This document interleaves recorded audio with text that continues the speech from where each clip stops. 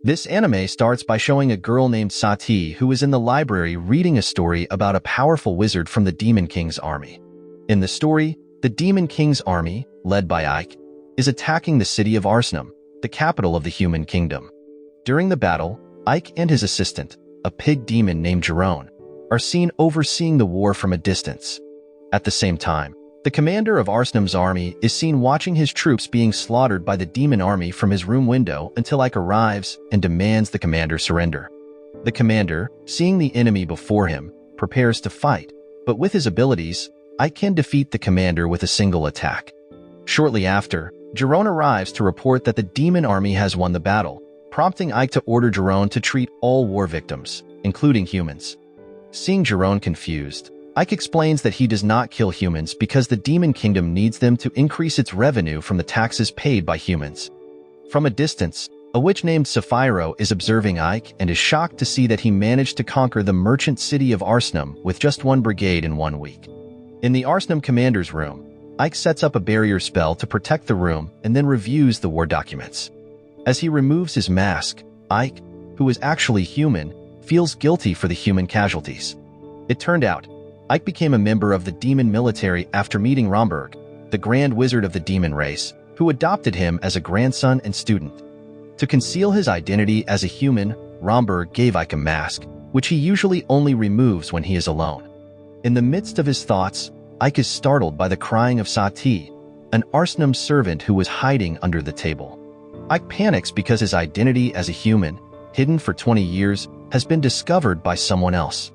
Meanwhile, Sati begs not to be killed by the demon army leader before her. Despite his annoyance, Ike is also unwilling to kill her. Shortly after, Jerome, who is outside the room, calls for Ike to come out, so he quickly puts on his mask and meets Jerome to discuss war matters.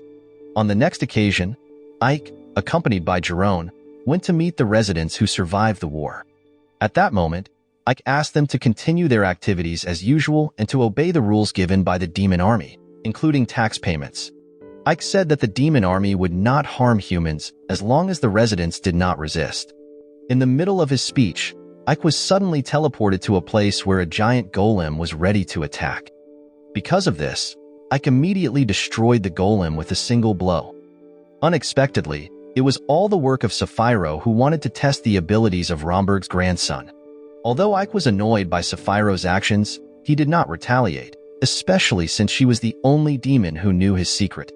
Sapphiro then explained that she teleported Ike back to the demon world because Darakutan Demon Lord summoned Ike for conquering Arsenum in a short time.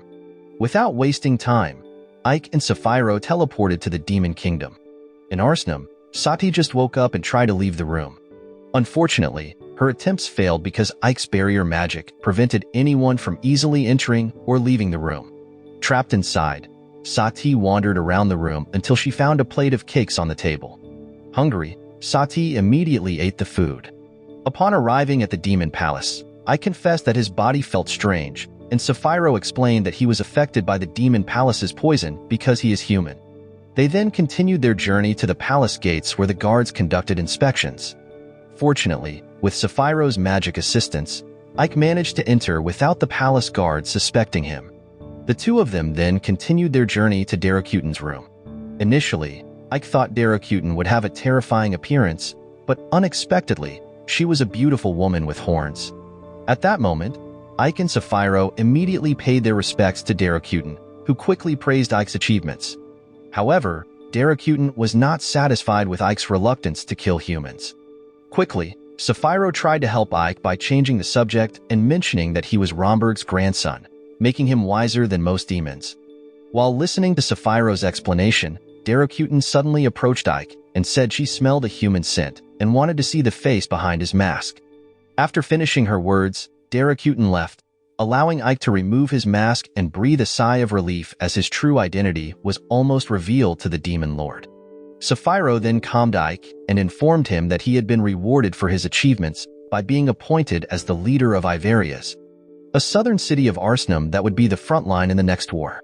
When Ike returned to his room, he saw Sati sleeping, which annoyed him. Nevertheless, Ike couldn't bring himself to kill Sati, so he ordered her to become his servant. Knowing this, Sati felt happy and hugged Ike. Not long after, Ike departed for Iveria's to see the city he would lead. Unexpectedly, the city was destroyed due to the war, forcing Ike to repair it. According to Jerome, it would take at least half a year to rebuild the city, but Ike requested that the reconstruction be completed in a month. Therefore, demons and humans were ordered to work together to rebuild the city's fortress quickly. Because of this, Jerome was impressed with Ike's solution to their problem and even speculated that he might become the next Demon King. On the other hand, at the Demon Palace, Daracuten was pleased to hear that her troops had won another battle against the humans. Consequently, some human forces were reported to be forming an alliance to attack the demon army. Daracuten then ordered her subordinates to devise a plan to ensure they continued to win the war. Switching to Sati, who was in the neighboring city, she appeared interested in joining a gambling game. Unfortunately, Sati could only watch because she had no money. At the same time, the gambling dealer started to flirt with Sati, suggesting she could pay him in other ways. Shortly after, the glasses used in the ball game suddenly floated without reason, revealing to everyone that the dealer had been cheating them, leading to the crowd attacking the dealer. At the same time, Ike, who had caused the glasses to float earlier, approached Sati and scolded her for leaving without permission. During this encounter, Ike removed his mask because he was investigating the alliance plans of several cities to face the demon army. As Ike and Sati walked around the city, they saw royal soldiers hurrying somewhere. Ike then recalled that humans had previously attempted alliances to attack the demon army. Although those efforts had temporarily pushed the demon army back, the current demon king, Daracuten, was much stronger and more ruthless than the previous king. Because of this, Ike feared that humans would lose and many children would be enslaved. A few moments later, Ike and Sati were confronted by the gambling dealer who had brought a thug to retaliate against them. Seeing this, Ike drew his magic staff and summoned ice chunks that immobilized the thug. Additionally, Ike then demanded information from the dealer about the alliance plans. Initially, the dealer refused to speak until Ike injured him to intimidate him, finally causing the dealer to divulge what he knew. According to his confession, the city's troops, led by Alistair, planned to capture Iveria's first before formalizing the alliance to enhance their noble image before the king. After obtaining this information, Ike and Sati returned to Iveria's. The next day, Sati brought a drink to Ike, who was reviewing some documents in his room. At the same time, a female demon named Lilith came to see Ike and scolded him for having Sati, a human, as his servant. At the same time, Sati was upset seeing her master being flirted with by someone like Lilith, leading to a quarrel between the two women. However, Ike was puzzled by the behavior of the two women in front of him. In the late afternoon, Alistair's troops prepared to launch a surprise attack on the demon forces in the city of Iveria's. When the troops reached the hill near the city, they were puzzled by the eerie silence, making Alistair realize something was amiss. Shortly after, skeleton soldiers led by Ike emerged from the ground along with archers and orcs ready to attack Alistair's troops. Ike's forces launched attack after attack until Alistair ordered her troops to retreat. Jerome, observing the battle from a distance, was impressed with Ike for obtaining information about Alistair's planned attack, enabling the demon forces to prepare a counterattack. Unbeknownst to Ike and Jerome, someone shot an arrow that hit Ike in the back. Jerome panicked as he saw Ike collapse from the mysterious attack. That night, the city noble who had ordered Alistair to conquer Iveria's was furious with Alistair for failing to defeat the demon forces. Consequently, the noble decided to imprison her as punishment. At the same time, Ike finally regained consciousness after receiving treatment for his wound, only to be startled by Sapphiro sleeping in his bed. When Sapphiro woke up, she teasingly told Ike that they had just had fun. However, Ike didn't believe Sapphiro's words, knowing that she only helped treat the arrow wound on his back. Sapphiro then informed Ike that there were no casualties in the battle between the demon forces and Alistair's troops. Unfortunately, this was bad news because Daracuten would become suspicious of Ike for always protecting humans. Ike admitted he didn't care, as his primary goal in becoming a demon army commander was to create a peaceful world where demons and humans could coexist. Feeling her task of caring for Ike was complete, Sapphiro bid farewell. A short while later, Lilith and Sati arrived to check on his condition. Unfortunately, the two girls started arguing over Ike again until an annoyed Jerome dragged Lilith out so he could report that Alistair had been imprisoned. The next day, Ike hurried to the prison to meet Alistair. Unexpectedly, Lilith insisted on accompanying Ike despite his efforts to stop her. Since Lilith was determined to go with Ike, he allowed her to come on the condition that she would not attract attention. Upon arriving at the prison gate, Lilith quickly beat up the guards so that Ike could enter the prison more easily. As they entered the large prison building, they had no idea where Alistair was being held, so Lilith continued to beat up the guards to obtain the key and information, where they found out that Alistair was being held in the room at the very top. However, due to the commotion Lilith caused, several guards came to capture them. At that moment, Lilith asked Ike to go to the upper floor while she intended to deal with the prison guards. Without a second thought, Ike agreed, reminding Lilith not to kill any humans. When Ike arrived in the room where Alistair was imprisoned, she immediately attacked Ike. Therefore, Ike had to retaliate to make Alistair stop attacking. Ike then asked if Alistair had sent the assassin to Iveria's to attack him. But Alistair seemed reluctant to answer and instead asked if Ike was human because his behavior was too kind for a demon. Meanwhile, the guards started to ascend to the upper floor to capture Ike, who was now being held at knife point by Alistair. To escape, Ike used time-stopping magic to remove the guards, not realizing a large guard was about to attack him from behind. Using his magic, Ike managed to throw the large guard from the upper floor. Not wanting any casualties from his actions, Ike then used his magic to save the large guard from dying due to the fall. Seeing his actions, Alistair wondered even more why a demon like Ike was willing to help humans. At the same time, the bridge footing where Alistair stood collapsed, causing her to fall, but Ike saved her. At that moment, Alistair was puzzled by Ike's behavior, as demons usually kill any humans they encounter, not help them. Hearing this, Ike introduced himself as the 7th Brigadier of the Demon Army, proving that he was not human as Alistair thought, and that his kindness was merely a form of compassion towards humans. Ike then questioned Alistair again about the infiltrator who tried to kill him, but Alistair remained silent. This prompted Ike to approach Alistair and use his power to read her mind by looking into her eyes. However, this only made Alistair feel flustered by Ike's actions. At the same time, Lilith arrived and started to complain about the closeness between Ike and Alistair, unaware that he was trying to read Alistair's mind. After Ike obtained the desired information, he quickly suggested to Lilith that they head home, leaving Alistair confused by his behavior. Once home, Ike immediately removed his mask and handed a few grains of rice to Sati. Seeing Sati puzzled, Ike explained that the item he brought was rice, another crop besides wheat. Ike mentioned that he had doubled the taxes on wheat farmers and instructed them to plant rice, which has a faster harvest cycle. With quicker harvests, food stocks would stabilize more rapidly, potentially opening new job opportunities as people could start focusing on other developments besides agriculture. Sati, not fully grasping Ike's explanation, remained silent but proceeded to follow his order to cook a bag of rice he had given her. While Sati was busy in the kitchen, Ike went to meet Jerome, who had assembled all the troops as instructed by him. At that moment, Ike realized that Alistair was innocent, leading him to suspect there was a traitor within his ranks. Ike then used his ability to read the minds of his troops until he read the thoughts of a goblin who apparently disliked him. Without hesitation, Ike approached the goblin, who began to panic and eventually confessed that he had been ordered by someone to betray him. That night, Ike went to see Sapphiro, who happened to be taking a bath. Despite this, Ike quickly stated the purpose of his visit, which was to inform her that Jace, his deputy, had become a traitor within his ranks. Ike then asked for advice on what steps he should take, to which Sapphiro suggested that he should take revenge to make Jace regret his actions. Meanwhile, Jace began to panic after hearing the news that Ike was still fine despite previously being reported seriously injured by an arrow. Additionally, the spies Jace sent to infiltrate Ike's forces had gone missing, making him realize that his betrayal had been discovered. To be safe, Jace quickly called all his goblin troops to assemble. Shortly after, Ike arrived in Jace's territory and was greeted by him and his troops. Knowing the purpose of his visit, Jace tried to intimidate Ike by saying that he would not be able to fight such a large army.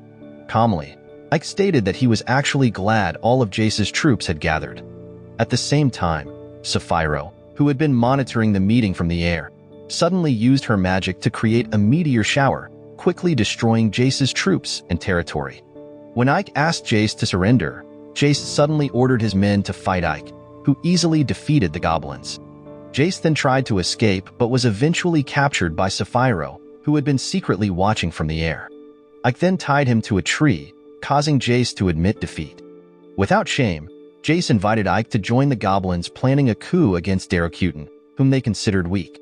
Ike rejected the offer and asked Jace about his accomplice in betraying him. Sapphiro then came to help Ike by forcing Jace to confess. However, before he could say anything, Jace was suddenly poisoned by his accomplice to prevent him from revealing their plans to betray Ike. Realizing he had been betrayed by his friend, with his remaining strength, Jace managed to utter a single name before finally dying. At the Demon King's castle, Sapphiro and Ike reported Jace's betrayal to Daracuten. In her report, Sapphiro explained that the mastermind behind the betrayal was Bastio, one of the demon army's generals. Unexpectedly, the person they were discussing entered the room, prompting Daracuten to question the headless general directly. However, Bastio denied the accusations and tried to twist the facts, claiming that Sapphiro had deliberately spread false rumors about him to seize control of the 3rd Brigade, which he led. Sapphiro appeared ready to duel, infuriated by Bastio's accusations. Seeing this, Daracuten asked everyone to calm down, revealing that she was already aware of Bastio's intentions to betray her. Daracuten also expressed more trust in Sapphiro's words, although she also pointed out that Sapphiro was at fault for neglecting to monitor her subordinates, leading to the betrayal. As both Sapphiro and Bastio were deemed equally at fault, Daracuten decided they should duel. The next day, while preparing, Sapphiro informed Ike that Daracuten had announced the duel between her and Bastio would not be a direct fight. Instead, both sides would engage in a puppet war, controlling 50 puppets each as their armies. The side whose army was completely defeated first would lose and face execution by Daracuten. Additionally, Sapphiro added that the duel could be represented by a proxy, so she chose Ike as her representative, confident in his proven strategic abilities in warfare. That night, determined to win the war and free Sapphiro from punishment, Ike went with Jerome to inspect the puppet army they would use. It was reported that both sides received identical puppets, making victory dependent entirely on the leader's tactics. Upon seeing swords in the room, Ike realized that the puppet army would be allowed to use weapons in the upcoming battle. Returning home, Ike thought hard about devising a strategy and finding the best weapons for his puppet army. When Sati brought him a drink, Ike suddenly asked his servant about long-range weapons. Sati, who knew nothing about warfare, said she would choose a broom as her weapon. Ike then clarified that he meant long-range weapons, leading Sati to suggest using a crossbow, something she had heard about in the war at Arsenum. Unfortunately, Ike was looking for something more unusual, prompting him to consider using rifles, which had never been used in any battle before. With this idea in mind, Ike went to see Sapphiro, who was relaxing by the pool as if she had no worries, even though her life depended on his puppet army winning. Ike then asked Sapphiro to create rifles using her magic, but since Sapphiro had never seen a rifle, she couldn't make them. Meanwhile, Bastio had learned that Sapphiro had appointed Ike to lead the puppet war. Thus, he had armed his puppet army with various war equipment, including iron armor for protection. Soon after, a goblin reported to Bastio that victory was within their grasp. Back to Ike, who had just finished bathing, he was surprised when his clothes suddenly floated, followed by the arrival of Daracuten. Ike was speechless, realizing that the demon lord knew his true identity as a human. Unexpectedly, Daracuten revealed that she had known his real identity for a long time after Romberg informed her directly. It turned out, Daracuten had chosen not to kill Ike because she needed talented and loyal subordinates, qualities she found in Ike. Flattered by Daracuten's praise, Ike promised not to disappoint her. Shortly after, Daracuten provided Ike with several rifles as he had requested before leaving. On another occasion, Ike asked Sapphiro for help in making bullets. During Sapphiro's efforts, an explosion occurred in front of them, coinciding with the arrival of Fiorentina, one of his subordinates. Seeing that Ike's subordinate had arrived, Sapphiro decided to leave and handed over the task of making bullets to Fiorentina. A few days later, the day of the duel between Bastio's and Sapphiro's armies began. The spectators were excited to see the duel. Ike, representing Sapphiro, was also ready with his troops, armed only with shields. In contrast, Bastio had armed his puppet army with various weapons and armor. As the battle began, Bastio's forces quickly gained the upper hand, easily taking down many of Ike's troops until he decided to deploy his firearm-equipped soldiers, who started to eliminate Bastio's troops one by one. With Ike's war tactics, Bastio was declared defeated and was to be punished by Darakutan. When Darakutan gave Bastio the choice to do the unthinkable, a goblin suddenly shot an arrow at her. Unexpectedly, Darakutan easily caught the arrow, which was tied to an explosive. The anime ends with a massive explosion occurring in the battle arena, killing many spectators, while Darakutan was also seen lying on the ground, prompting Bastio to rejoice and declare himself the new Demon King. Moral lesson from the story: never trust a demon with tax advice, or you might end up building a peaceful city in record time. Remember, if you find yourself hiding under a table from a demon leader, at least make sure there's cake. It's hard to be scared on an empty stomach,